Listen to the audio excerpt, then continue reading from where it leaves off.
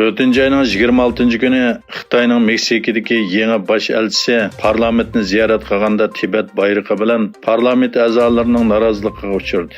Uyg'ur harakatining ijtimoiy taratquyi hisobida hambakirlangan siniga qaraganda parlament a'zolari Xitoy bosh elchisiga norozilik bildirib, Tibet bayrog'i osgan hamda Uyg'urlarga erkinlik yig'ilish lagerlari taqalsin degan shiorlarni to'g'lagan. Buninglik bilan Xitoy bosh elchisi parlament binosidan ayrilishga majbur bo'lgan. Qozog'istonning Olmaota shahrida o'tkazilgan Xitoyga qarshi namoyishga aralashgan Qozog'iston soqchilari faoliyatchilarni qo'lga olgan. Egilishicha Qozog'iston bilan Xitoy o'zaro viza kechirim qilish kelishimi tuzmoqchi bo'lgan bo'lib, Qozog'iston xalqi bu kelishim yo'lga qo'yilishdan burunla Xitoy oqillarining Qozog'istonga eqishga boshlaganligiga norozilik bildirib, bu kelishimga qattiq qarshi turganligini e'lon qilgan.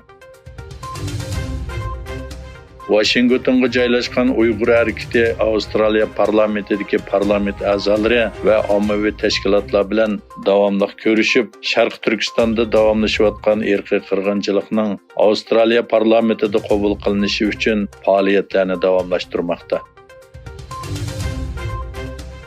Sharq Turkistonda g'alati Şinjan borliqqa kelmoqda. Uyg'urlar boshchiligidagi turk musulmonlar irqiy qirg'inchilikka uchrab yo'q qilinayotgan bir paytda bu rayonda yangidan o'ltiraqlashgan tajovuzchi Xitoylarning Uyg'ur folklori va san'atini o'g'irlash orqali yolg'on Uyg'urga aylanishga urinayotganligi o'tirg'i chiqdi. Bu sindagi kishilarning hammasi xuddi Uyg'urdek yasnavagan Xitoylardir. Hindiston Tashqi ishlar ministri Surahmaniyam o'zlarining barliq davlatlar bilan bo'lgan munosabatining yaxshilanishini umid qiladiganligini, ammo Xitoyning boshqa bir turda ekanligini o'tirg'i qo'ydi.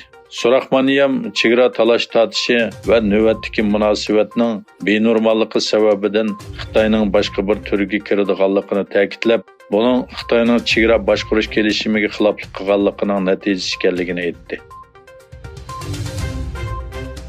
Alibabaning qurg'uvchisi Mayun Xitoyda hukumatni tanqidlagandan keyin davlatdan qaytishga majbur bo'lgan bo'lib, u tunji xizmati bo'lgan o'qituvchilikka qaytib kelgan. Egilishicha Xitoydagi elektronlik savdo magnati Alibabaning qurg'uvchisi Mayun Yaponiya Tokio universitetida ziyoratchi o'qituvchi bo'lib xizmatni boshlagan.